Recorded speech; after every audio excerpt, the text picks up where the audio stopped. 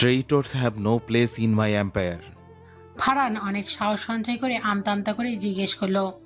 কিন্তু স্যার আপনি কি করে জানলেন যে এরাই বিশ্বাসঘাতক করছে? হ্যারিস অগ্নিদৃষ্টিতে তার দিকে তাকাতেই সেই দৃষ্টি নামিয়ে নিল। তারপর হিমশীতল কণ্ঠে বলল, বহু বছর অভিজ্ঞ চোখ আমার। চোরার চেহারা আর বডি ল্যাঙ্গুয়েজ দেখেই নিশ্চিত হয়ে যেতে পারি তার ভেতরের কার্যকলাপ সম্বন্ধে। তারপর ফারহান সহ উপস্থিত সকলের উদ্দেশ্যে আদেশ ছুড়ল সে।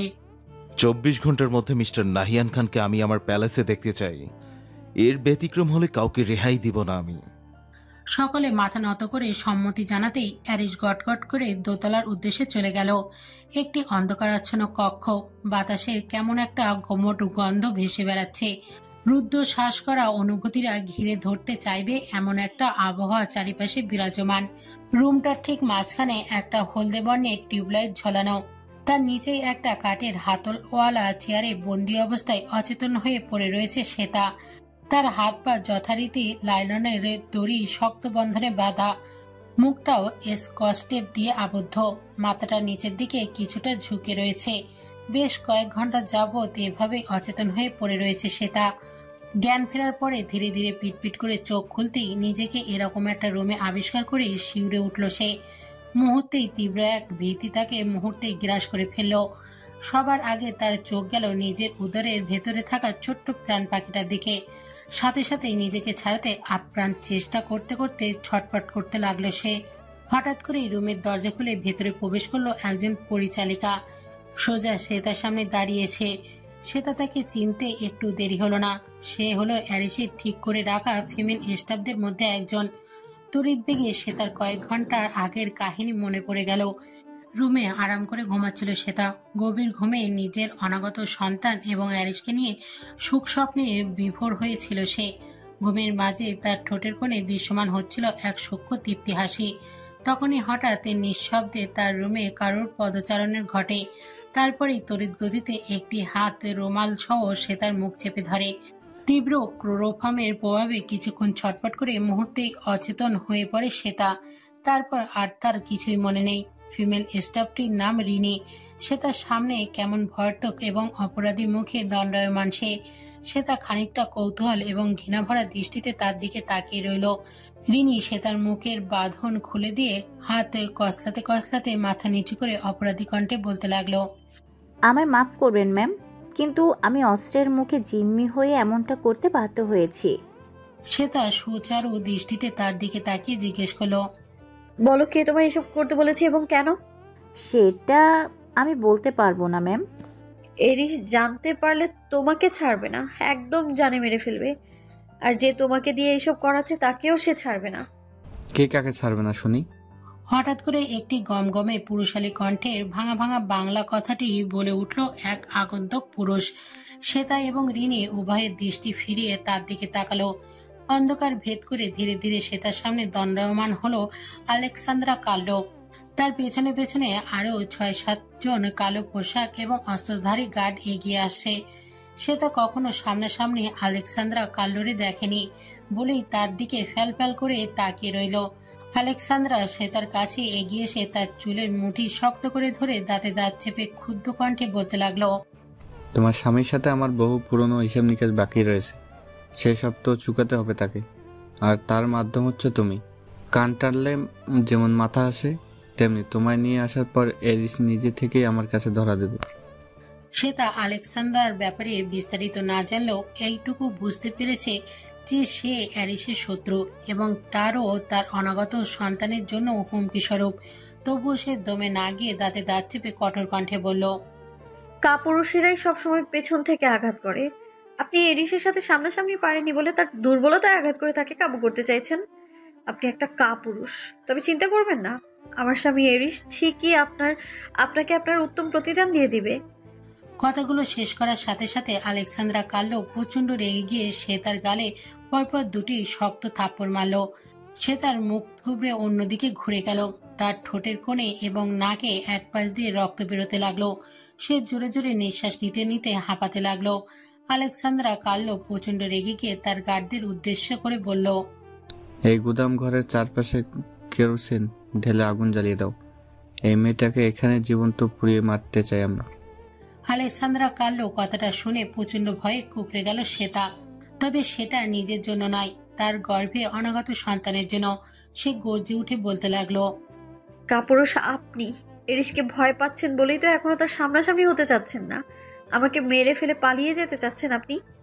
আলেক্সান্দ্রা কার্লো শ্বেতার দিকে ফিরে শয়তানি বাঁকা হেসে বলল, সে তুমি যাই ভাবো কিউট লেডি, কিন্তু আমি আমার সিদ্ধান্তে অটল থাকব।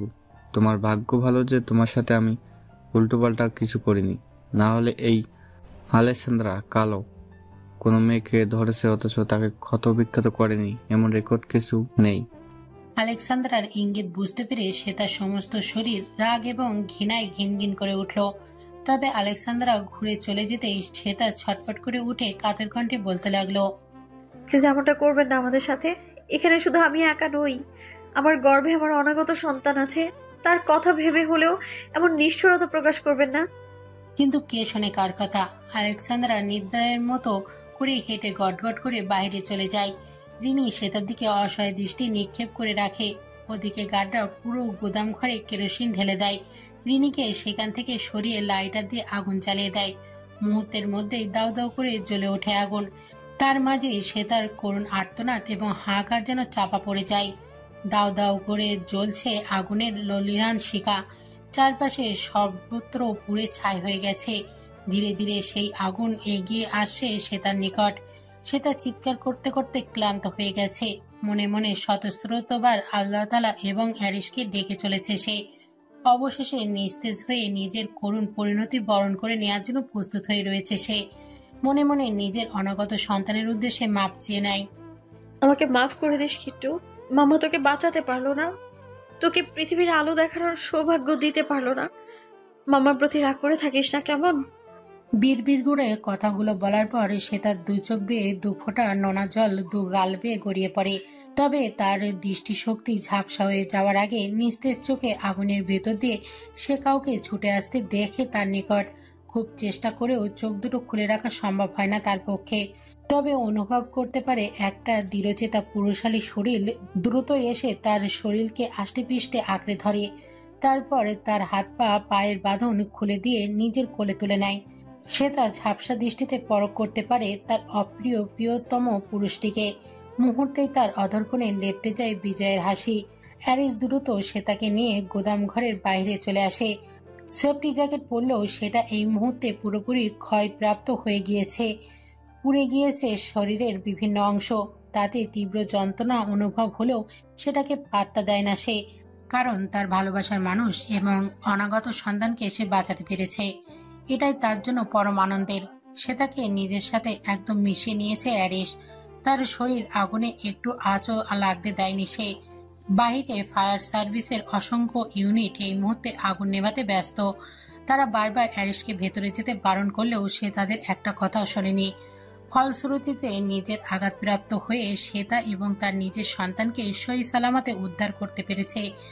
বাহিরে অবস্থানরত ফারান এবং অ্যারিসের বডিগার্ডসরা প্রবল উৎকণ্ঠা নিয়ে দাঁড়িয়েছিল। অ্যারিস আর শ্বেতাকে বাইরে বেরোতে দেখেই তারা তাদেরকে ঘিরে ধরে। নাইয়ান খানকে ইতালি জুড়ে প্রবল তল্লাশি চালিয়ে যাওয়ার পরেও খুঁজে না পাওয়ার পর অ্যারিসের হঠাৎ করে শ্বেতার কথা মনে পড়ে যায়। তবে অবচেতন মন অজান্তেই তার বিপদের কথা চিন্তা করতে পারে। সেই সাথে আলেক্সান্দ্রা কার্লোকেও সমগ্র ইটালি জুড়ে খুঁজে পাওয়া যাচ্ছিল না। তার দেশ ছাড়ার খবরও অ্যারিসের কানে পৌঁছাতে খুব বেশি দেরি হয় না। নাইয়ান খানকে অ্যারিসের অনুপস্থিতিতে আলেক্সান্দ্রা কার্লো নিজের ক্ষমতা প্রয়োগ করে প্যালেসের থেকে হটিয়ে নিয়েছে। সেই ক্ষেত্রে দুজন যে একই অবস্থানে অর্থাৎ বাংলাদেশে থাকবে সেটার চান্স সবচেয়ে বেশি ছিল, যেটা অ্যারিস খুব সহজেই বুঝে যায়।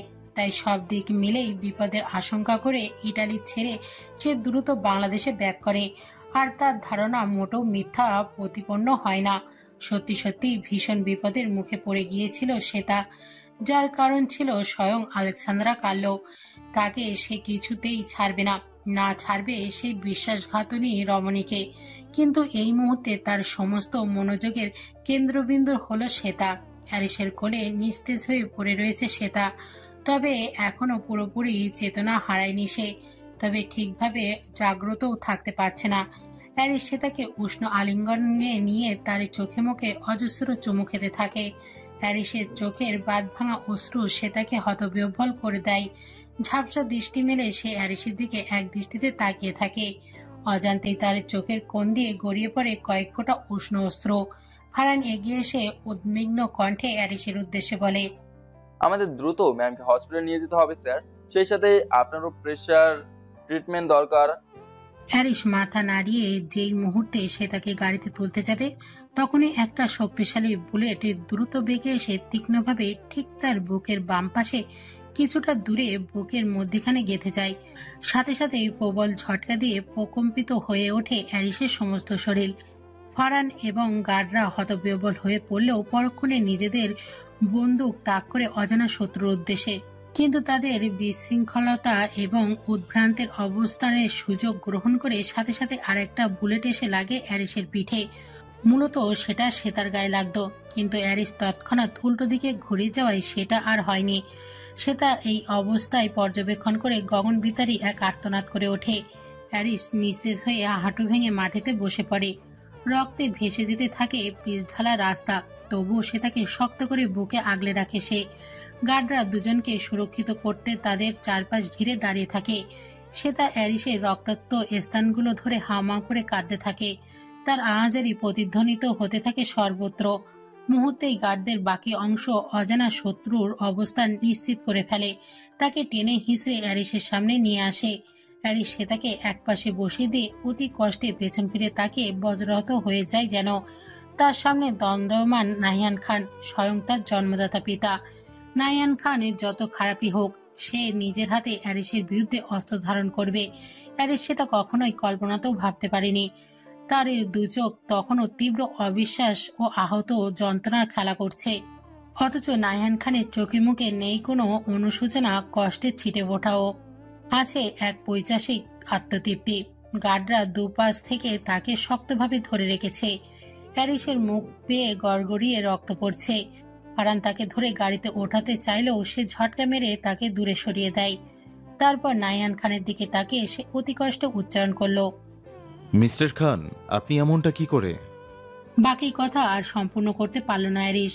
তার আগেই নাহিয়ান খান বেশ তেজ ভরা কণ্ঠেই বলে উঠল, তুমি যদি তোমার জন্মদাতা পিতাকে বন্দি করে যন্ত্রণাদায়ক শাস্তি দিতে পারো, তবে আমি কেন তোমার বিরুদ্ধে অস্ত্র ধারণ করতে পারবো না, তোমায় আঘাত করতে পারবো না? আমি যা করছি তার জন্য আমার মনে বিন্দুমাত্র অনুশোচনা নেই। তোমাকে মৃত্যুর মুখে ঢলে পড়তে দেখলে আমি সর্বোচ্চ শান্তি পাবো। হ্যারিস এই মুহূর্তে পাগলের মতো হাসতে লাগলো। তার হাসি প্রকম্পিত হতে লাগলো চারিপাশ জুড়ে। নিষ্ঠুর এই দুনিয়াকে তার কাছে আজ সত্যিই ভীষণ নিষ্ঠুর মনে হতে লাগলো। তবে কিছু বলল না সে। সে তার কোলে আশ্রে পড়ে ঘন ঘন দীর্ঘশ্বাস ছাড়তে লাগলো। সে তার তীব্র আহাজারি আর তার কপল বেয়ে গড়িয়ে পড়া অশ্রুকণাগুলো অ্যারিসের চোখে মুখে পড়তে লাগলো। হ্যারিস স্থির দৃষ্টিতে সেদিকে তাকিয়ে রইল। দৃষ্টি ক্রমশ ঝাপসা হয়ে যাচ্ছে তার। হৃদস্পন্দন ধীরে ধীরে গতি হারাচ্ছে। তবুও কাঁপা কাঁপা হাতে সে তার গাল আলতোভাবে স্পর্শ করে সে অতি কষ্টে উচ্চারণ করলো, মৃত্যুর পরেও যদি কখনো পুণ্যজন্ম হয়, তাহলে সেই জন্মে আমি শুধু তোমাকেই চাই। আমার কাছ থেকে তুমি জীবনে অথবা মরণে কোনো কালেই তোমার মুক্তি নেই। I love you addiction. কথাগুলো বলেই চোখ দুটো বন্ধ করে নিল অ্যারিস। হাতটা ঢলে পড়ল মাটিতে। সে তাকে ঝাঁকাতে ঝাঁকাতে চিৎকার করে বলে উঠল, দয়া করে চোখ খুলুন এরিস, কিছু হবে না আপনার। প্লিজ আমাদের ছেড়ে যাবেন না, বিশ্বাস করুন। নিঃশ্বাস রুদ্ধ হয়ে যাচ্ছে আমার।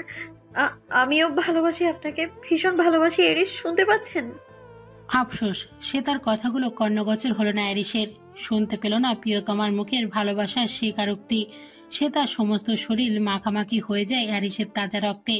সে তার হিমোফোবিয়া আছে, কিন্তু আজ যেন তার তীব্র যন্ত্রণার সম্মুখে রক্ত নিয়ে এই ভয়ও অতি তুচ্ছ অনুভব হচ্ছে। ততক্ষণে অ্যাম্বুলেন্স সেখানে এসে হাজির হয়েছে। অ্যারিসকে উঠিয়ে নেওয়া হয়েছে সেটার বেডে। মুখে অক্সিজেন মাস্ক লাগিয়ে দেওয়া হয়েছে। উপস্থিত দুজন ডাক্তার সেখান থেকেই অ্যারিসের দেহের গুলিগুলো বের করে ট্রিটমেন্ট করা কার্যক্রম শুরু করে দিয়েছে। সে তার অ্যারিসের পাশে বসে থেকেই যন্ত্রণাদায়ক অবস্থানেও তার হাত দুটো ধরে অগণিত অশ্রু বিসর্জন করে যাচ্ছে। সৃষ্টিকর্তার কাছে তার নিজের জীবনের বিনিময় হলেও অ্যারিসের জীবন ভিক্ষা চাচ্ছে। অ্যারিস আর তার সন্তান বেঁচে থাকুক, এটাই মনে প্রাণে সে চায়। কিন্তু সৃষ্টিকর্তার পরিকল্পনা বোঝা কি আদৌ সাধারণ মানুষের পক্ষে সম্ভব? এটাই কি তবে ঝড়ের সমাপ্তি, নাকি প্রলয় সংকারী ঝড়ের তাণ্ডব আরো দ্বিগুণভাবে আঘাত আনার জন্য অপেক্ষা করছে? উত্তর জানা নেই সে তার। ঢাকার ইউনাইটেড হসপিটাল, সেখানকার থার্ড ফ্লোরে অপারেশন থিয়েটারের বাইরে বর্তমানে প্রচন্ড উদ্বিগ্ন চিত্তে অপেক্ষা করছে অনেকগুলো মানুষ। রেজওয়ান খান, ফারহান, শ্বেতা এবং তার পরিবারের সদস্যরা প্রতিটি মুহূর্তে অত্যন্ত দুশ্চিন্তার সাথে পার করছে। এছাড়া পুরো থার্ড ফ্লোর জুড়ে ফারহানের নির্দেশনায় প্যারিসের অসংখ্য গার্ডরা সিকিউরিটির দায়িত্বে রয়েছে। প্যারিসকে অপারেশন থিয়েটারে নেওয়া হয়েছে প্রায় 1 ঘন্টা যাবৎ। যদিও গুলি অ্যাম্বুলেন্সে থাকতেই বের করে নেওয়া হয়েছে, তবুও তার সম্পূর্ণ রিকভারির জন্য অপারেশন থিয়েটারে নেওয়া হয়েছে। এখনো অপারেশন চলমান। এদিকে শ্বেতা কাঁদতে কাঁদতে প্রায় নাজেহাল অবস্থা। চেয়ারে বসে মুষড়ে পড়েছে সে। যদিও তার অবস্থা খারাপ বিধায় তাকেও কেবিনে শিফট করা হয়েছিল, কিছু মেডিসিন এবং সেলাইনও দেওয়া হয়েছিল। তবে শ্বেতা নিজেকে বেশিক্ষণ স্থির রাখতে পারেনি, তাই ডাক্তার আর নার্সদের কথা অমান্য করেই ছুটতে ছুটতে অপারেশন থিয়েটারের সামনে এসে উপস্থিত হয়েছে। তাকে রেজওয়ান খানের শুভ্রা তার বাবা মা সহ তাকে সান্ত্বনা দিচ্ছে, কিন্তু শ্বেতা নিজেকে কিছুতেই শান্ত রাখতে পারছে না। বারংবার তার দৃষ্টি চলে যাচ্ছে অপারেশন থিয়েটারের দরজার উপরে অবস্থিত লাল রঙের লাইটটির দিকে। সেটি এখনো নিভে যায়নি। ভেতরে কি চলছে সেটা সম্পর্কে অবগত নয় সে। তাই সৃষ্টিকর্তার কাছে মনে মনে এখনো অ্যারিসের জীবন ভিক্ষা চেয়ে যাচ্ছে শ্বেতা। হঠাৎ করেই শ্বেতা ওয়াশরুমে যাওয়ার প্রয়োজন পড়ে। শুভ্রা সেটা বুঝতে পেরে তাকে ধরে নিয়ে যেতে চায়। তবে তৎক্ষণাৎ কোথা থেকে ওদের সামনে সায়ান এসে উপস্থিত হয়। তাকে দেখে সকলেই অবাক হলেও কিছু বলল না। সায়ান শ্বেতার সামনে দাঁড়িয়ে মৃদুস্বরে বলল, চলো, আমি তোমাকে ওয়াশরুমে নিয়ে যাচ্ছি তানভি। তার কোনো প্রয়োজন নেই, শুভ্রা আমাকে নিয়ে যাবে। বলেই শ্বেতা তাকে পাশ কাটিয়ে চলে যেতে নিলেই সায়ান তার সামনে দাঁড়িয়ে বেশ অনুনয়ের স্বরে বলল, প্লিজ তানভি, আমার কথাটা শোনো। তোমার সাথে গুরুত্বপূর্ণ কিছু কথা আছে আমার, সেগুলি একবার হলেও তোমাকে বলতে চাই আমি। প্লিজ আমার কথাটা রাখো। শ্বেতা এক পলক শুভ্রার দিকে তাকাতেই সেও চোখের পলক ঝাপটিয়ে সম্মতি জানালো। শ্বেতা সায়ানকে মাথা নেড়ে সম্মতি জানাতেই সে খুশি হয়ে গেল। শ্বেতা যাওয়ার আগে আবার এক পলক অপারেশন থিয়েটারের দিকে তাকালো। সাথে সাথেই মনটা আবারও ভীষণ ভার হয়ে গেল তার। সায়ন ভাইয়া, এটা কি করছো? কথাটা শেষ করতে পারল না শ্বেতা। তার আগেই সায়ান তার মুখে ক্লোরোফর্ম যুক্ত একটা রুমাল শক্ত করে চেপে ধরে।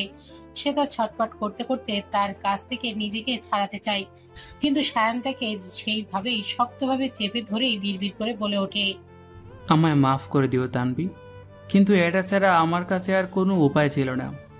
শ্বেতা অজ্ঞান হয়ে ঢলে পড়তেই সায়ান তাকে কাঁধে তুলে নিয়ে ওয়াশরুম থেকে চুপি চুপি বেরিয়ে যায়। সে তাকে ওয়াশরুমে আনার পরে অবশ্য অন্য একটা বাথরুমে ঢুকে ওয়ার্ড বয়ের পোশাক পরে নিয়েছিল সে, সেই সাথে মুখে পরে নিয়েছিল মাস্ক।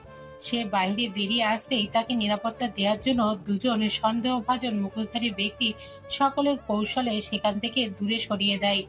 তারপরে সায়ান ও শ্বেতাকে নিয়ে আড়ালে এলিভেটরে করে নিচে নেমে যায়। তারপর একটি গাড়ি করে উঠিয়ে নেয় দুজনকে।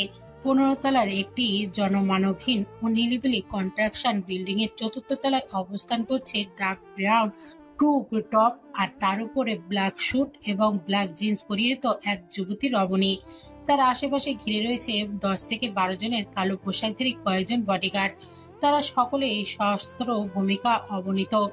রাতে ঘুটঘুটে অন্ধকারের মাঝেও কনস্ট্রাকশন বিল্ডিং এর বিভিন্ন দেয়ালে লাগানো বাল্বের মৃদু আলোয় ফ্লোরটা এসব আলোকিত হয়ে রয়েছে।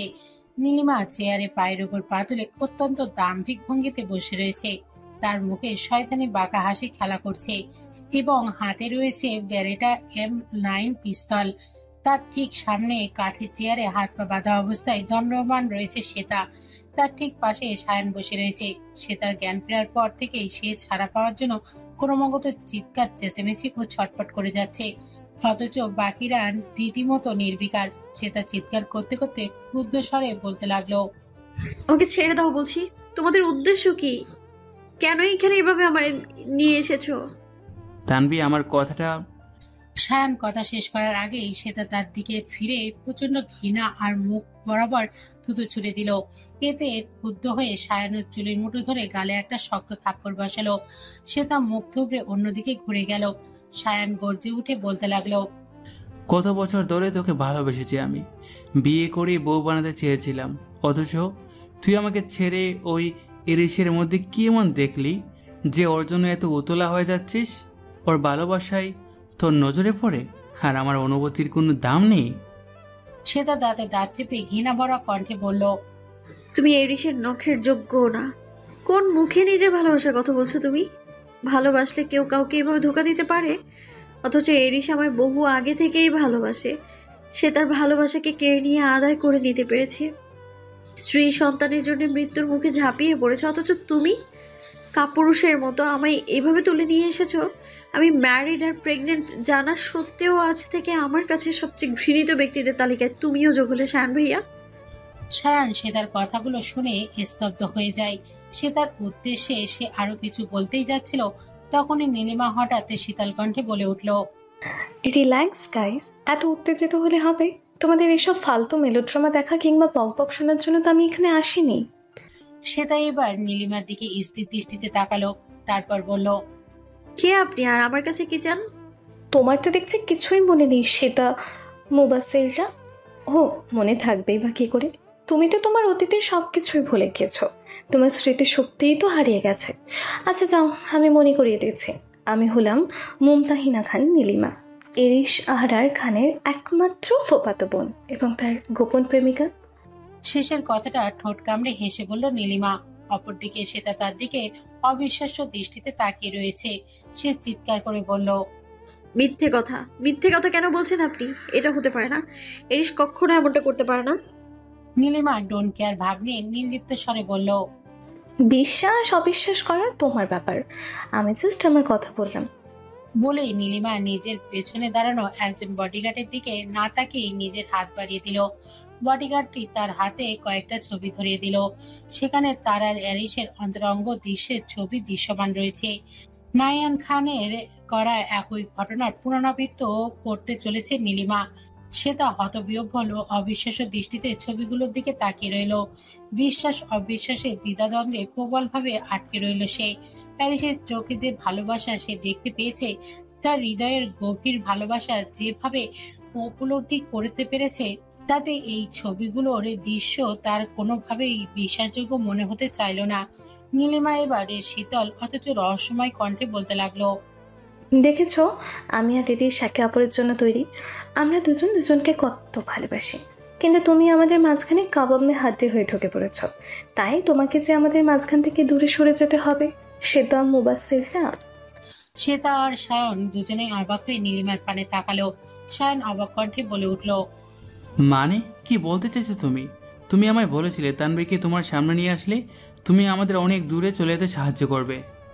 নীলিমার এবার চোখ মুখ শক্ত করে সায়নের দিকে তাকালো। তার চোখে মুখে স্পষ্ট কঠোরতা আর বিদ্বেষ দৃশ্যমান হলো, যেন অন্ধকার জগতের অশুভ সাম্রাজ্ঞী সে। দ্বিতীয় কোনো কথা না বলে নীলিমা দ্রুত গতিতে তার হাতে থাকা পিস্তলটি দিয়ে সায়নের মাথায় কপাল বরাবর শুট করে দিল। মুহূর্তেই শক্তিশালী বুলেটটি সায়নের মস্তিষ্ক ভেদ করে মাথার অন্য পাশ দিয়ে বেরিয়ে গেল। সে তা প্রচন্ড জোরে একটা চিৎকার দিয়ে উঠল। দৃশ্যটি অবলোকন করে তার সমস্ত শরীর থরথর করে কাঁপছে, হৃদস্পন্দন বেড়ে গেছে তীব্র গতিতে। এদিকে সায়ান টাল সামলাতে না পেরে চতুর্থ তলার ফ্লোর থেকে একদম নিচে পড়ে যায়। তার আগেই অবশ্য তার প্রাণ পাখি দুনিয়া ছেড়ে বিদায় নেয়। সায়ানের এই বিভৎস পরিণতি দেখে সে তার পুরো দুনিয়া যেন থমকে যায়। সায়ানের কৃতকর্মের জন্য সে তাকে ঘৃণা করত ঠিকই, কিন্তু তার এরকম পরিণতির কথা সে কল্পনাও করতে পারেনি। এদিকে নীলিমা ধীর পায়ে সে তার দিকে এগিয়ে আসতে থাকে। তার চোখ দুটো তীব্র ও প্রতিহিংসার জল করছে। সে তা এবার ভয় হতে লাগলো, তবে তার নিজের জন্য নয়, বরং তার গর্ভে থাকা অনাগত সন্তানের জন্য। নীলিমার ঠোঁটের কোণে একটা পৈশাচিক হাসি ফুটিয়ে নিয়ে সে তার হাত পায়ের বাঁধন খুলে দিতে লাগলো। সে তো প্রচন্ড ভীত নয়নে তার দিকে তাকিয়ে থেকে সবটা দেখতে লাগলো। কি করছেন? সে তার কথা শেষ হওয়ার আগেই নীলিমা তার চুলের মুঠে শক্ত করে ধরে তাকে এক টানে নিচে ফেলে দিল। সে তার ব্যথায় কুঁকে উঠল, দুই হাতে নিজের তলপেটে জড়িয়ে ধরল। নীলিমা তাতেও থেমে থাকলো না, নিজের 4 ইঞ্চি উঁচু হিল দিয়ে প্রচন্ড আক্রোশের সাথে সে তার তলপেটে তীব্র একটা লাথি দিয়ে মুচড়াতে লাগলো। সাথে সাথেই অপরিসীম ব্যথায় গগন বিতাড়ি আর্তনাদ করে উঠল শ্বেতা। অথচ নিষ্ঠুর হৃদয়ের অধিকারিণী নীলিমার হৃদয়ে এতটুকু দয়া সঞ্চয় হলো না। সে তীব্র ক্রোধে বশবরিত হয়ে তার কাজ চলমান রাখলো আর দাঁতে দাঁত চেপে বলতে লাগলো, আমার আর এরিসের মাঝখানে আর কেউ থাকবে না, না তুই আর না তোর অনাগত সন্তান। সে তার দু চোখ বেয়ে অযোধ্যায় অশ্রু গড়াতে লাগলো। তীব্র যন্ত্রণায় আর কষ্টে ক্ষতবিক্ষত হতে লাগলো তার সমস্ত দেহ ও মন। তবুও সে নীলিমার পা আঁকড়ে ধরে অনুনয় করে বলতে লাগলো, প্লিজ এমনটা করবেন না, আমার সন্তানের কোনো ক্ষতি করবেন না প্লিজ। আমি আমার সন্তানকে নিয়ে অনেক দূরে চলে যাব, আপনার আর এরিসের মাঝখানে আর কোনোদিনও ফিরে আসবো না আমি। তবু দয়া করে আমার সন্তানকে বাঁচতে দিন প্লিজ। শত্রু শেষ রাখতে নেই কখনো। তুই যেমন একটা সাপ, তেমনি তোর গর্ভে আছে আর একটা সাপ। তোদের মতো বিষধর সাপদের আমি ছেড়ে দেব খোনাক খেলে। শেষে দেখা যাবে বিষধর দাঁত দিয়ে আমাকেই দংশন করতে তোরা ফিরে আসবি। আমি আর কোনো রিস্ক নিতে চাই না। তোদেরকে দুনিয়া থেকে নিঃশেষ করে এরিসকে এবার যেভাবেই হোক আমি নিজের করেই ছাড়বো। না হলে ওকেও তোদের মতো নিঃশেষ করে দেব। ও যখন আমার হবে না, তাহলে ওকে আর অন্য কারো হতে দেব না আমি। বলেই প্রচন্ড জোরে সে তার তলপেটে একটা লাথি মারল নীলিমা। সে তার অপরিসীম করুণ আর্তনাদ এবার ভয়ঙ্কর ভাবে আকাশ বাতাস কাঁপিয়ে তুলল। প্রকৃতিও কেমন নিথর হয়ে উঠল। আকাশের কালো মেঘের মাঝে ঘন ঘন মেঘের গর্জন আর বিদ্যুতের ঝলকানি শোনাও দেখা যেতে লাগলো। যেন ভয়ঙ্কর অশুভ কোনো ছায়া ধেয়ে আসছে ধরণী জুড়ে। নীলিমার আক্রোশ তবুও থামছে না। সে একের পর এক লাথি দিয়ে যাচ্ছে সে তার পেটে। সে তার তলপেটের নিচ থেকে অনর্গল রক্ত বেরিয়ে এসে সমস্ত ফ্লোর ভেসে যাচ্ছে। নীলিমার বডিগার্ডরা পর্যন্ত তার এমন সীমাহীন নিষ্ঠুরতা থেকে হতবিহ্বল হয়ে যাচ্ছে।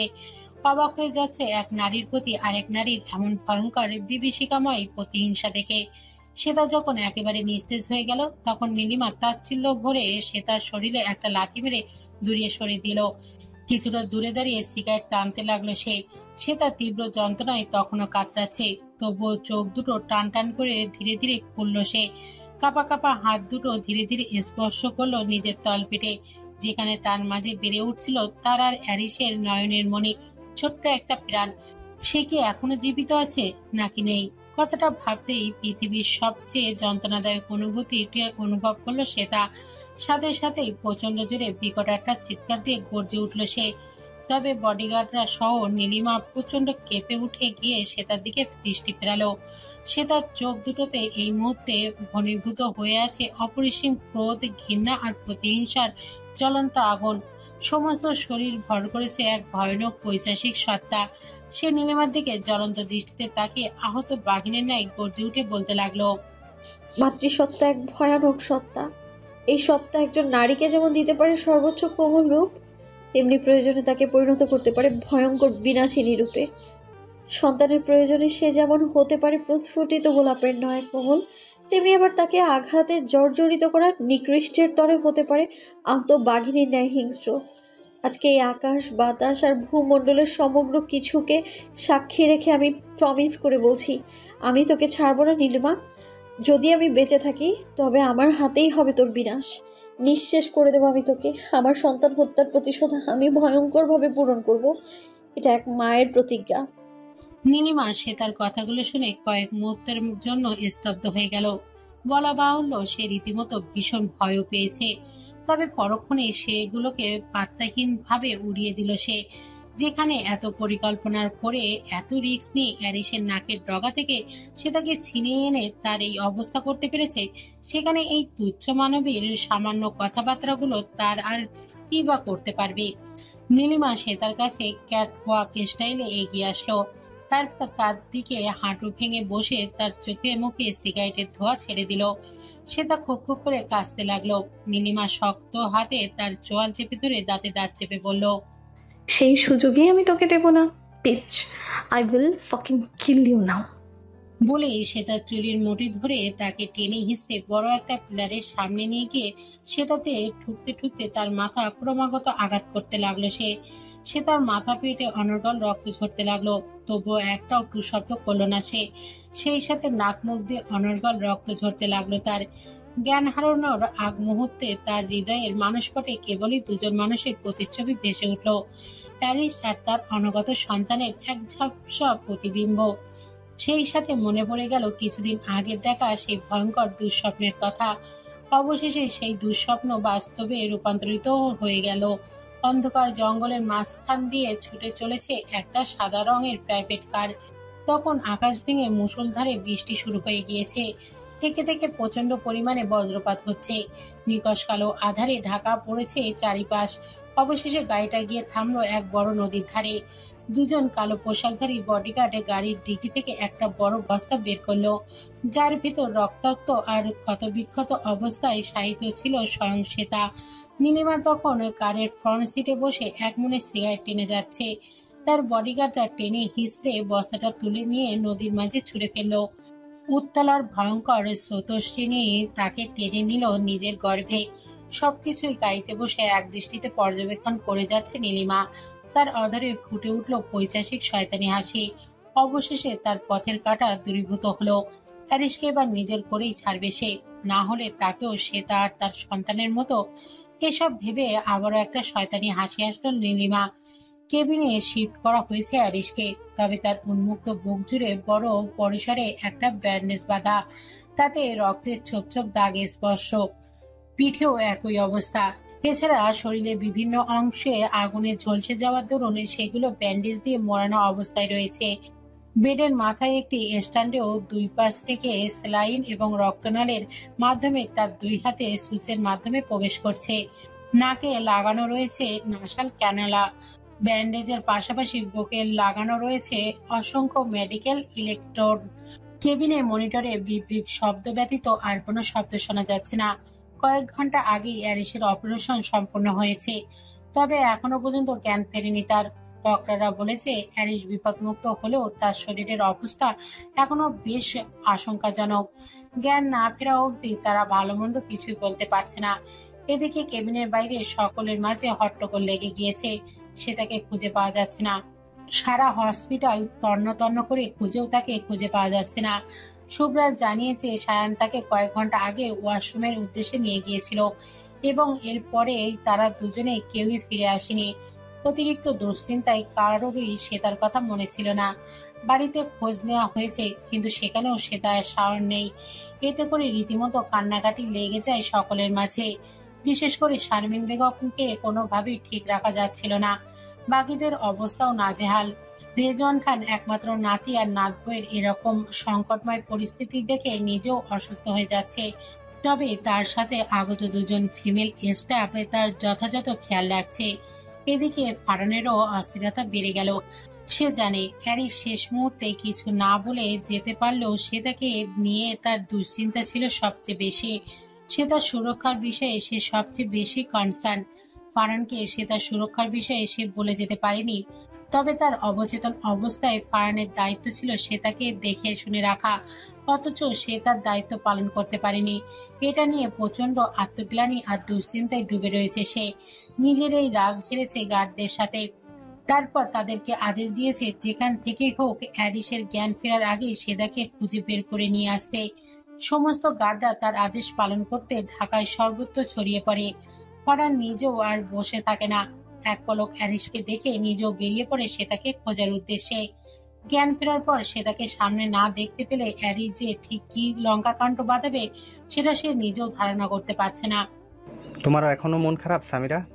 পঞ্চশব্দ লতিফ আক্তার শেখ তার মধ্যবয়স্কা স্ত্রী সামিরা আবরার শেখকে কথাটি জিজ্ঞেস করলেন। মিসেস সামিরা এতক্ষণ যাবত গাড়ির জানালার পাশে মন খারাপ করে বসেছিলেন। তিনি একটা দীর্ঘশ্বাস ফেলে বললেন, যে মন ভালো করার কারণ ছিল সেই তো আমাকে ছেড়ে চলে গেছে, তাহলে মন ভালো থাকবে কি করে আমার? লতিফ আক্তার শেখ স্ত্রীর কাঁধে হাত রেখে বিষণ্ণ কণ্ঠে বললেন, সে কি তোমায় একা রেখে চলে গেছে? সে তো আমাকে ছেড়েও চলে গেছে। আমাদের অস্তিত্বের অংশ ছিল সে। তাকে ছাড়া আমিও ভালো থাকি কি করে? তবুও বুকে পাথর বেঁধে ভালো থাকার অভিনয় করতে হয়। এবার স্বামীর বুকে মুখ লুকিয়ে কেঁদে ফেললেন স্বামীরা। স্ত্রীকে জড়িয়ে ধরে নিঃশব্দে দুফোঁটা চোখের জল ফেললেন লতিফ। লতিফ আবরার শেখ আর স্বামীরা আবরার শেখ দম্পতি 25 বছরের সংসার জীবনে ঘরে আলো হয়ে এসেছিল তাদের একমাত্র কন্যা মাহিরা শেওরার শেখ। তবে গত বছর একটা কার অ্যাক্সিডেন্টে অকাল মৃত্যু ঘটে তার। বাবা মাকে একা ফেলে সে আজীবনের জন্য পৃথিবী ছেড়ে পাড়ি জমায় পরপারে। শোকে পাথর হয়ে যায় তার বাবা মা। সেই থেকে মেয়ের শোকে ব্যতীত হয়ে থাকেন তারা দুজন। মাহিরার যে স্থানে মৃত্যু ঘটেছিল সেই স্থানে তার প্রতি মৃত্যুবার্ষিকী গিয়ে ঘন্টার পর ঘন্টা সময় যাপন করে তারা।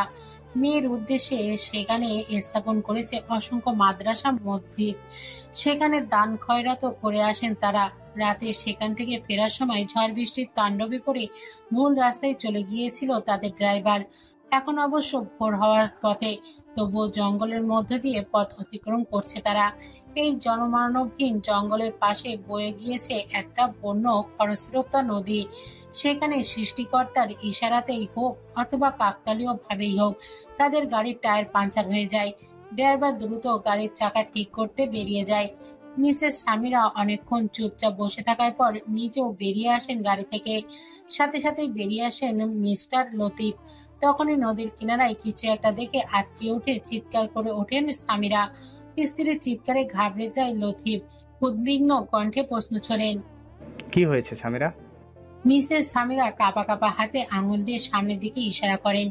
মিস্টার লতিফ একবার সেদিকে তাকিয়ে দেখতে পান মানুষের মতো একটা রক্তাক্ত অবয়ব সেখানে শায়িত রয়েছে। প্রথমে ভয় পেলেও পরবর্তীতে ড্রাইভারকে ডেকে সেদিকে এগিয়ে যান তারা। পেছনে পেছনে স্বামীরাও ছুটে আসেন। ভালো মতো লক্ষ্য করতেই তারা দেখতে পায় সেখানে উবুর হয়ে পড়ে আছে একটা তরুণীর নিথর। তারপর শঙ্কিত হয়ে তাকে উল্টাতেই দেখতে পায় তার বিধ্বস্ত রক্তাক্ত দেহ। তার মুখের একপাশে সম্পূর্ণ ক্ষতবিক্ষত হয়ে গিয়েছে। মিস্টার লতিফ তার নাকের কাছে একটা আঙুল রাখতেই অনুভব করতে পারেন অতি ধীর গতিতে নিঃশ্বাস চলছে মেয়েটির। মিস্টার লতিফ একবার মিসেস স্বামীরার দিকে তাকান। চোখের ইশারায় জিজ্ঞাসা করে কি করবেন তিনি। তখন ড্রাইভার আজগর মিয়া বলে উঠলেন, এসব ছেড়ে দিন স্যার, উটকো ঝামেলা জড়াতে যাবেন না, পরবর্তীতে পুলিশ কেস হয়ে গেলে ঝামেলায় পড়বেন। মিস্টার লতিফ দ্বিধাদ্বন্দ্বে পড়ে গেলেও মিসেস স্বামীরা মেয়েটির মুখ পানে এক দৃষ্টিতে তাকিয়ে রইলেন। মেয়েটির ক্ষতবিক্ষত চেহারা ও দেহ দেখে কেন যেন তার অ্যাক্সিডেন্টের ক্ষতবিক্ষত মেয়ের মাহিরার কথা মনে পড়ে যায়। কান্নায় হু হু করে ওঠে তার মাতৃহৃদয়। তিনি তৎক্ষণাৎ বলে ওঠেন, লতিফ, মেয়েটাকে আমাদের সাথে নিয়ে চলো। কিন্তু স্বামীরা? আমি কোনো কিন্তু শুনতে চাই না। একটা মেয়েকে এভাবে ক্ষত বিক্ষত অবস্থায় রেখে যেতে আমরা পারি না। সেটা করা অন্তত মনুষ্যত্বের কাতারে পড়ে না। মিসেস স্বামীরার কথাগুলো শুনে কয়েক মুহূর্ত ভাবলেন মিস্টার লতিফ। পরক্ষণে তিনিও মাথা নাড়িয়ে সম্মতি জানিয়ে ড্রাইভারকে বলেন মেয়েটাকে ধরে গাড়িতে তুলতে। দুজন মিলে মেয়েটাকে গাড়ির ব্যাক সিটে বসিয়ে দেয়। মিসেস স্বামীরা মেয়েটির মাথায় তার কোলে রেখে হাত বোলাতে থাকেন তার মাথায়। পরম মমতায় তার দিকে তাকিয়ে থাকেন তিনি। অতঃপর গাড়ি ছুটে চলে অজানা কোনো গন্তব্যের উদ্দেশ্যে। AK-47 গানের শক্তিশালী বুলেটগুলো প্রাণ কেড়ে নিচ্ছে অগণিত কালো পোশাক ও বন্দুকধারী ব্যক্তিদের। তাদের হাতে অস্ত্র থাকা সত্ত্বেও তারা প্রতিরোধ করার সাহস কিংবা সামর্থ্যটুকু পর্যন্ত অর্জন করতে পারেনি।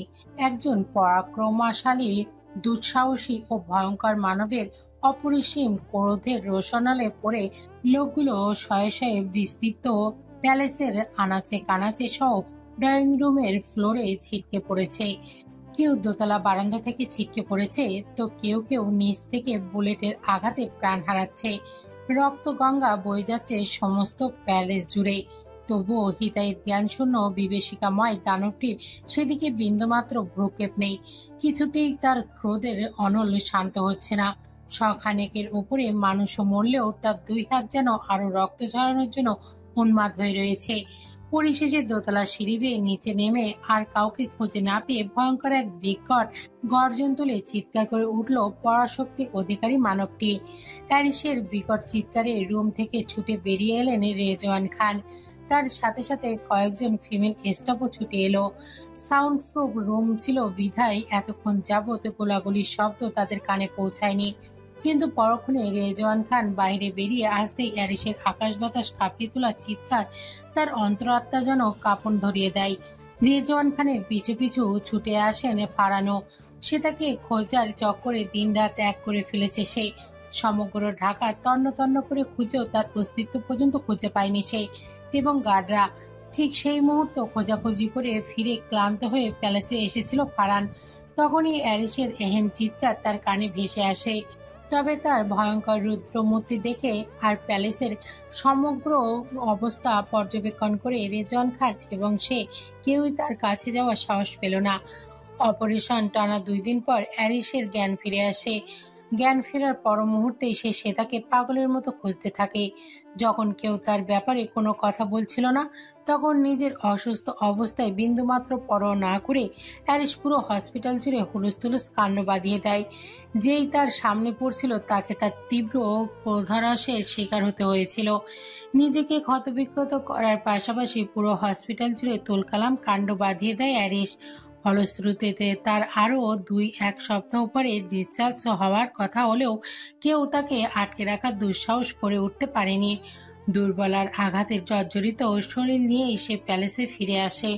তারপর কোনোভাবে যখন জানতে পেরেছে সে তার 2 দিন যাবৎ নিখোঁজ, তাকে খুঁজে পাওয়া যাচ্ছে না, তখনই পুরো প্যালেসের উপস্থিত গার্ডরা তার বিভীষিকাময় রূপের সাক্ষী হয়ে মৃত্যুর কোলে ঢলে পড়ে। অ্যারিসের টকটকে রক্তাভ আর জ্বলন্ত দৃষ্টিজোড়া এবার নিবদ্ধ হয় রেজওয়ান খান ও ফারহানের উপর। তার রক্তিবর্ণ চোখ, মুখ এবং শরীরের দৃশ্যমান নীলাভস সিদ্ধারাগুলোর আস্ফলন লক্ষ্য করে কেঁপে ওঠে তারা দুজনই সহ উপস্থিত সকলে। অ্যারিসের নিঃশ্বাস প্রশ্বাস আহত হায়নার ন্যায় ফোঁসফোঁস করছে। অ্যারিস তীব্র বেগে ফারহানের কাছে গিয়ে সোজা তার মাথায় বন্দুক ত্যাগ করে। দৃশ্যমান ভেবে কেঁপে ওঠে ফারহানের সমস্ত শরীর। রেজওয়ান খানের মুখে 2 হাত দিয়ে চেপে ধরে থাকেন, অথচ অ্যারিসের মধ্যে বিন্দুমাত্র পরিবর্তন লক্ষণীয় হয় না। তার ক্রোধের সীমা ক্ষণে ক্ষণে বহু পরিমাণ বৃদ্ধি পাচ্ছে। অ্যারিস অত্যন্ত হিমশীতল কণ্ঠে ফারহানের উদ্দেশ্যে প্রশ্ন করে, হোয়ার ইজ মাই অ্যাডিকশন?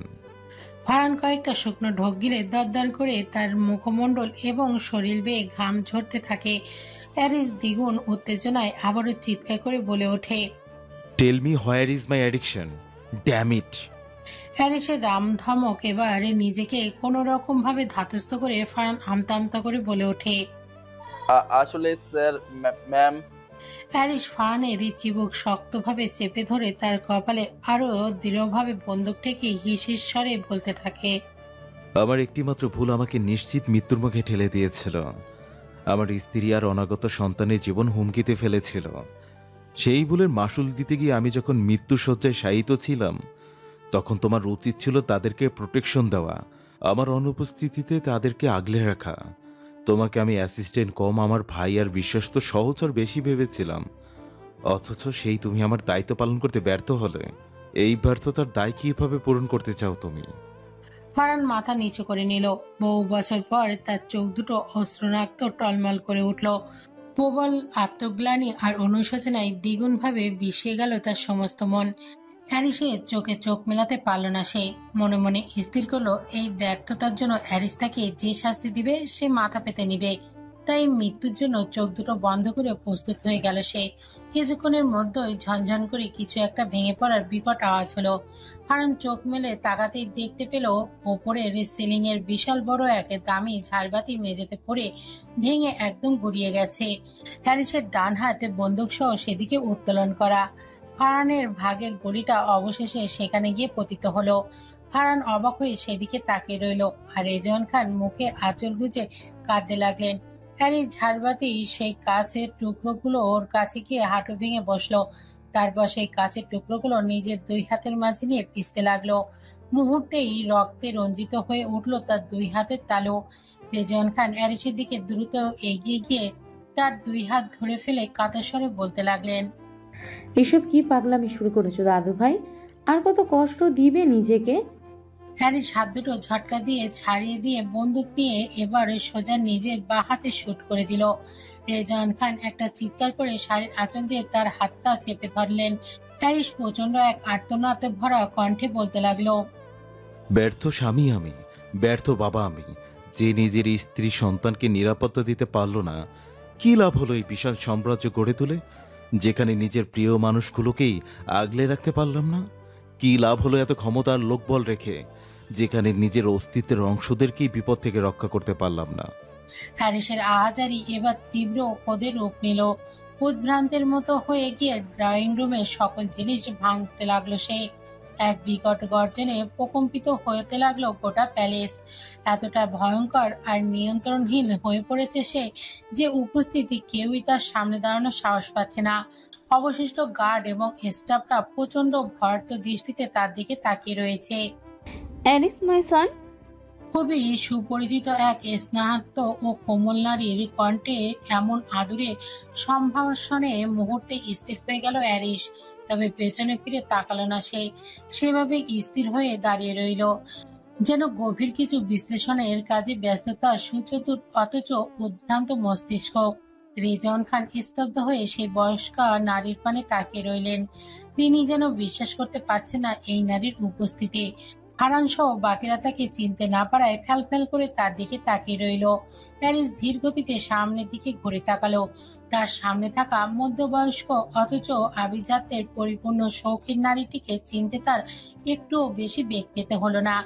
অ্যাশ কালারের জর্জেটের সিল্কের শাড়ি পরিহিতা, মাঝারি উচ্চতা, স্লিম গোছের এই নারীর কাল করা কালো সোনালী রঙের মিল্ক শেল থাকা চুলগুলো কাঁধে অবধি ছেড়ে দেওয়া, শরীরে বিভিন্ন অঙ্গ প্রত্যঙ্গে শোভা পাচ্ছে ডায়মন্ডের দামি জুয়েলারি, হাতে একটি দামি ফ্যাশনেবল পার্স। চেহারা এবং দেহ গড়ীয়মান আত্মবিশ্বাসের ছাপ সুস্পষ্ট। এখনো তাকে দেখলে যে কেউ ত্রিশোর্ধ্ব বয়সী নারী ভেবে ভুল করবে। মধ্যবয়স্ক নারীটি ধীর গতিতে অ্যারিসের সামনে এসে দাঁড়ালো। অ্যারিস তখনও নির্বিকার ভঙ্গিতে তার দিকে তাকিয়ে রয়েছে। কিছুক্ষণ আগেও যে বিশ্বাস আর উত্তেজনা তার চেহারায় বিরাজ করছিল, ক্ষণিকের ব্যবধানে তা যেন উধাও হয়ে গিয়েছে। সেখানে জায়গা করে নিয়েছে এক সীমাহীন নির্লিপ্ততা। মহিলাটি স্থির দৃষ্টিতে অ্যারিসকে অনেকক্ষণ যাবৎ পর্যবেক্ষণ করলেন। তার চোখে মুখে হঠাৎ একটা স্নেহময় ভাব ফুটে উঠল। অ্যারিসের ডান গালে এক হাত রেখে তিনি ভেজা অথচ কোমল কণ্ঠে জিজ্ঞেস করলেন, কেমন আছো অ্যারিস? অ্যারিস তাচ্ছিল্য হেসে তার হাতটি নিজের গাল থেকে ঝটকা মেরে সরিয়ে দিলেন। এতে মহিলাটি ব্যতীত হলেও কিছু বললেন না। অ্যারিস শীতল কণ্ঠে জিজ্ঞেস করলো, কেন ফিরে এসেছেন আপনি? যদি বলি অনুশোচনা আর আত্মগ্লানি থেকে মুক্তি পেতে আর নিজের সন্তানের সান্নিধ্য থাকতে। অ্যারিস চোখ দুটো দ্রুত খিচে বন্ধ করে নিয়ে এক হাত গুছিয়ে তাকে থামিয়ে দিল। তারপর দাঁতে দাঁত চেপে শক্ত কণ্ঠে বলল, ব্যাস মিসেস অনুপমা শেহরিন খান, ব্যাস। ও সরি, এখন তো আর আপনি খান বংশের কেউ নন। আচ্ছা, আপনার বর্তমান স্বামীর পদবি কি বলুন তো? তার নামের পদবি তো আপনি এতকাল যাবৎ ব্যবহার করছেন, তাই না? অনুপমা নামক মহিলাটি কোনো কথা বললেন না। স্থির দৃষ্টিতে কেবল অ্যারিসের দিকে তাকিয়ে রইলেন। অ্যারিস আবারও বলতে লাগলো, কিন্তু এতগুলো বছর পর আপনার পদতুলি খান প্যালেসে পড়লো কি কারণে জানতে পারি মিসেস অনুপমা? অনুপমা নামক মধ্যবয়স্কা নারীটি আলগোচে নিজের চোখের পানি মুছে নিলেন। তারপর নিজেকে যথাসম্ভব শান্ত করে তিনি অ্যারিসের চোখে চোখ রেখে স্পষ্ট কণ্ঠে বললেন। আবারও অ্যারিস তাকে হাত উঁচিয়ে থামিয়ে দিল। কয়েকবার শ্বাস নিয়ে নিজেকে যথাসম্ভব শান্ত করে বলল, আমি আপনার কোনো ধরনের ফালতু বকবক শুনতে আগ্রহী নই মিসেস অনুপমা। আপনার কি হয়েছিল, কেন আমাকে ছেড়ে চলে গিয়েছিলেন, এসব শুনতে আমি বিন্দু মাত্র আগ্রহী নই। আমার জীবনে আপনার অথবা মিস্টার খানের কারো কোনো অস্তিত্ব নেই। ছোটবেলা থেকে একজন এতিমের মতো আমি বেড়ে উঠেছিলাম, আর এখনও সেভাবেই থাকতে চাই। সো প্লিজ আমায় কোনো ধরনের বিরক্ত করবেন না। কথাগুলো বলে অ্যারিস হনন করে ফারানের কাছে এগিয়ে গেল। নিজের রাগকে যত সম্ভব শান্ত করে সে কটকট স্বরে বলল, যে কোনো উপায়ে আমি আমার শ্রেতাকে খুঁজে পেতে চাই। এজন্য যদি দুনিয়া উলট পালট করা লাগে সেটাও আমি করব, কিন্তু ওকে আমার চাই মানে চাই। এর ব্যতিক্রম হলে আমি সবকিছু ধ্বংস করে দিতেও দ্বিতীয়বার ভাবব না। আর আমার জীবনের দুর্বিষহ করার পিছনে যাদের হাত রয়েছে, আই সয়ার এবার প্রত্যেককে ভয়ানক মৃত্যু যন্ত্রণা উপহার দেব আমি। দ্রুত গার্ডদের রেডি করে এক্ষুনি গাড়ি বের করো। ওই হসপিটালে সম্পূর্ণ সিসিটিভি ফুটেজ আমার চাই। দরকার হলে পুরো বাংলাদেশ উল্টে পাল্টে ফেলবো, তাও আমার শ্রেতাকে চাই মানে চাই। ফারান মাথা নেড়ে সম্মতি জানাতেই হঠাৎ করে একটি গার্ড হন্তদন্ত হয়ে এগিয়ে এসে অ্যারিসের কাছে এসে থামলো। তাকে রীতিমতো হাঁপাতে দেখে অ্যারিস ভুরু কুঁচকে জিজ্ঞেস করলো, কি হয়েছে, এত অস্থির হচ্ছ কেন? গার্ডটি কয়েক মুহূর্তের মধ্যেই নিজেকে শান্ত করে বলল, স্যার, নাহিয়ান আহরার খানকে বন্দিশালায় কে বা কারা যেন গতকাল রাতে নৃশংসভাবে হত্যা করেছে। কথাটা শুনে অ্যারিস কিছুটা সময় থমকে দাঁড়িয়ে রইল। তারপর শীতল কণ্ঠে জিজ্ঞেস করলো, এত সিকিউরিটি গার্ড থাকতে বহিরাগত কেউ প্রবেশ করলো কিভাবে? কয়েকজন গার্ড বলছে আপনার নির্দেশে নাকি এই হত্যাকাণ্ড ঘটেছে। পরবর্তীতে জানা গেছে আপনি এমন কিছুই বলেননি। হ্যারিস কিছু সময় চুপ করে থেকে জানালো, কে হত্যা করেছে দ্রুত খুঁজে বের করো। আমি হত্যা করেছি। পেছন থেকে মিসেস অনুপার দীপ্ত কণ্ঠস্বর ভেসে এলো। হ্যারিস ও উপস্থিত সকলে প্রচন্ড বিস্মিত নিয়ে তার দিকে ঘুরে তাকালো, অথচ তার চোখে মুখে নির্বিকার ভাবে স্পর্শ। হ্যারিস কোনো মতে উচ্চারণ করলো, আপনি? হ্যাঁ, আমি। আমার ছেলেকে যে হত্যা করতে চাইবে তাকে এই দুনিয়াতে রাখার প্রয়োজন বোধ করি না আমি। এছাড়া তার সাথে আমার পুরনো অনেক হিসাব নিকাশ বাকি ছিল, যেগুলো পার চুকিয়ে তাকে হত্যার মাধ্যমে, যদিও ভীষণ কম শাস্তি হয়ে গিয়েছিল তার, তবু আর একটা মুহূর্ত তাকে এই পৃথিবীর বুকে সহ্য করতে পারছিলাম না আমি। রেজওয়ান খান ছেলের মৃত্যু সংবাদ শুনে প্রথমে স্তব্ধ হয়ে গেলেও পরক্ষণে নিজেকে স্বাভাবিক করে নিলেন। সত্যি বলতে ছেলের প্রকৃত সত্যি কাহিনী জানতে পেরে তার মনে তার প্রতি বিতৃষ্ণা জেগে উঠেছিল। তাই এই মুহূর্তে তার মাতৃহৃদয় ব্যতীত হলেও একজন পাপীর উপযুক্ত শাস্তি হিসেবে তিনি সেটাকেই মন থেকে মেনে নিলেন। কিন্তু অ্যারিস দাঁতে দাঁত চেপে মিসেস অনুপমাকে বললেন, আমার কোনো বিষয়ে আপনি ইন্টারফেয়ার করবেন না। বলেই সে চলে যেতে নিলেই পেছন থেকে মিসেস অনুপমা বলে উঠলেন, তুমি চাও অথবা না চাও, তোমার বিপদের সময়গুলোতে আমি সবার আগে ঝাঁপিয়ে পড়ব।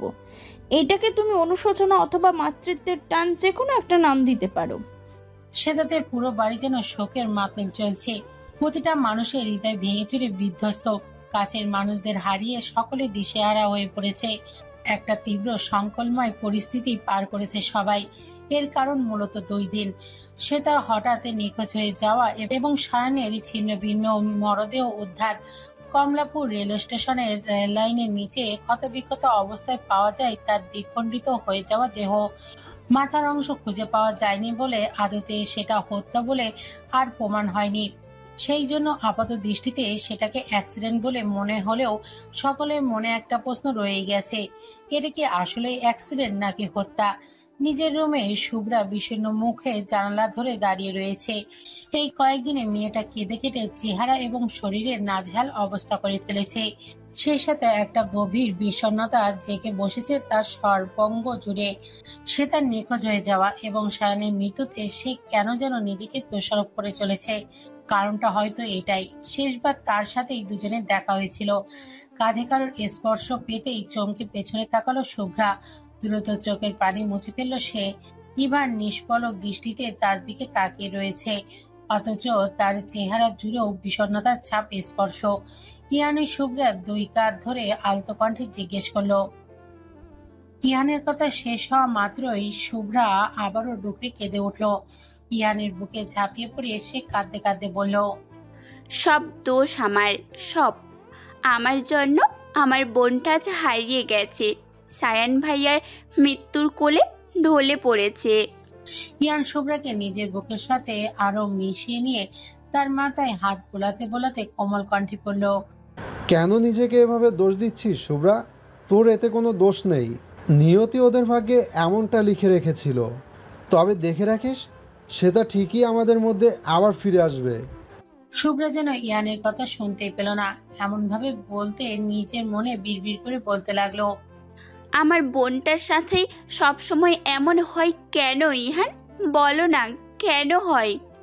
একটার পর একটা বিপদ ওর পেছনে লেগেই থাকে।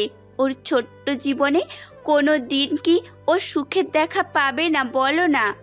তারপর একটু থেমে মাথা উঁচিয়ে ইয়ানের দিকে তাকিয়ে ভাঙা কণ্ঠে বলল, ভালোবাসা হারানোর কষ্ট যে কি তীব্র হয় সেটা আমি 6টা বছর ক্ষণে ক্ষণে উপলব্ধি করেছি।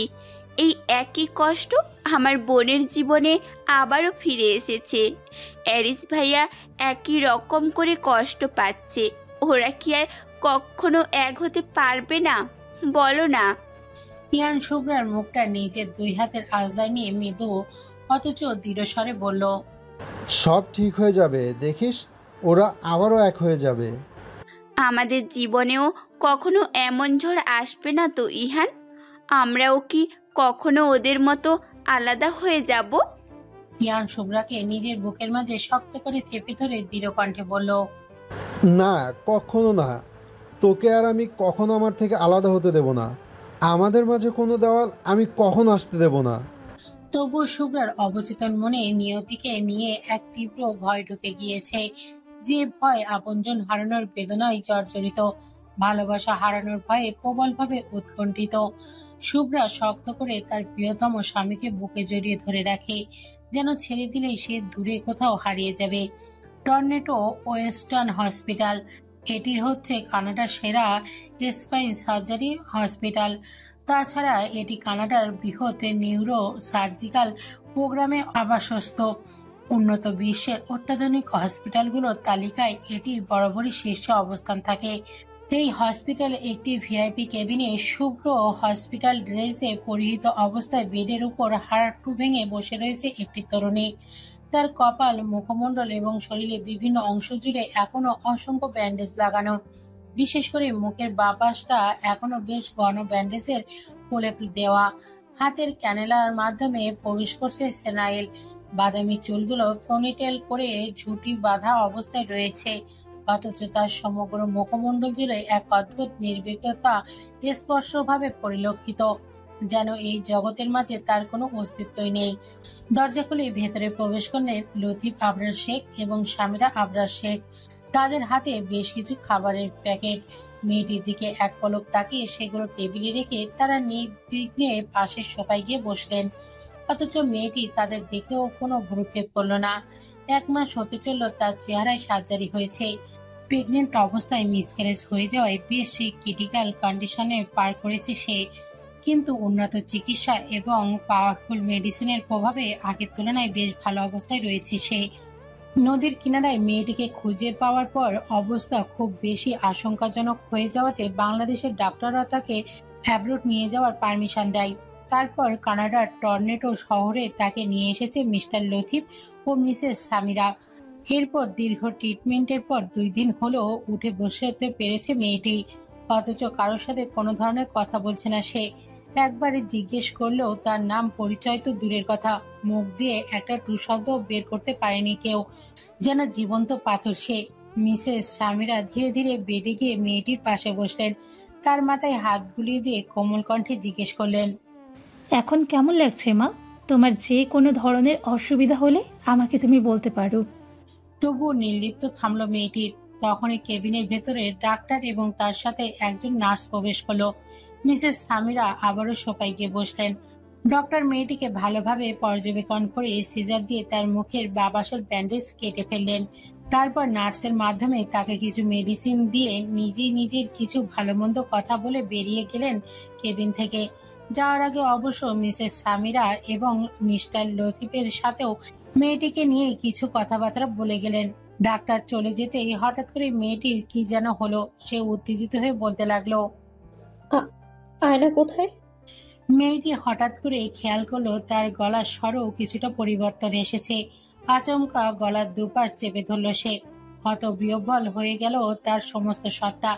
গলায় কয়েকটা আঘাত পাওয়ার জন্য তার সেই অংশতেও অপারেশন করতে হয়েছিল। হয়তো সেই জন্য তার গলার স্বরেও অনেকটা পরিবর্তন এসে গেছে। এদিকে মিসেস সামিরা মেয়েটিকে শান্ত করতে উঠে গিয়ে দ্রুত নিজের পার্স থেকে একটি ছোট্ট আয়না বের করে তার মুখের সামনে ধরলেন। আয়নায় নিজের চেহারা ভালোভাবে খুঁটিয়ে খুঁটিয়ে থেকে এক প্রকার আটকে উঠল সে। চেহারার ক্ষতিগ্রস্ত অংশে সার্জারি করায় তার পুরো মুখের অদল অনেকটাই বদলে গিয়েছে। সেখানে অন্য কোনো রমণী চেহারার অনেকটা ছাপ ছুঁয়ে স্পষ্ট। যদিও তার চেহারার অবস্থা এখনো পুরোপুরি ঠিক হয়নি, তবে তা স্বাভাবিক হওয়ার প্রথম ধাপে রয়েছে। পুরোপুরি ঠিক হতে 3 থেকে 6 মাস অথবা সর্বোচ্চ 1 বছর লেগে যেতে পারে।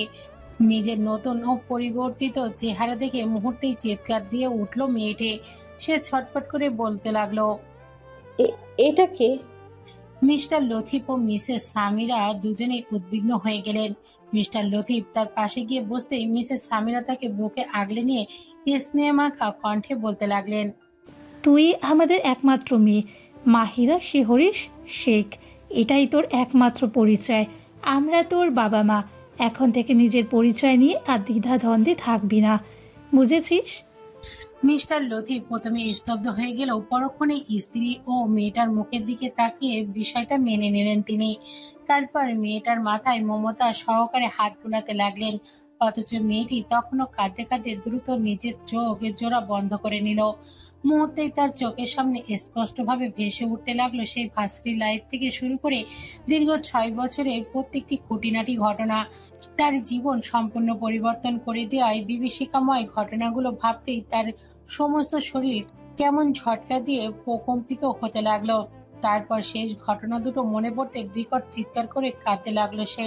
সেই সাথে শক্তভাবে নিজের পেট আঁকড়ে ধরলো, যেন অনুভব করতে চাইলো কোনো হারিয়ে যাওয়া অস্তিত্বকে। মেয়েটির অবস্থা পর্যবেক্ষণ করে মিসেস সামিরা কাতর কণ্ঠে জিজ্ঞেস করলেন, কি হয়েছে মা তোর? খুলে বল আমায়। মিস্টার লতিফ উদ্বিগ্ন কণ্ঠে জিজ্ঞেস করলেন, হ্যাঁ মা বল, কিছু মনে পড়েছে তোর? পরক্ষণেই কিছু একটা ভেবে নিজেকে বহু কষ্টে ধাতস্থ করলো মেয়েটি।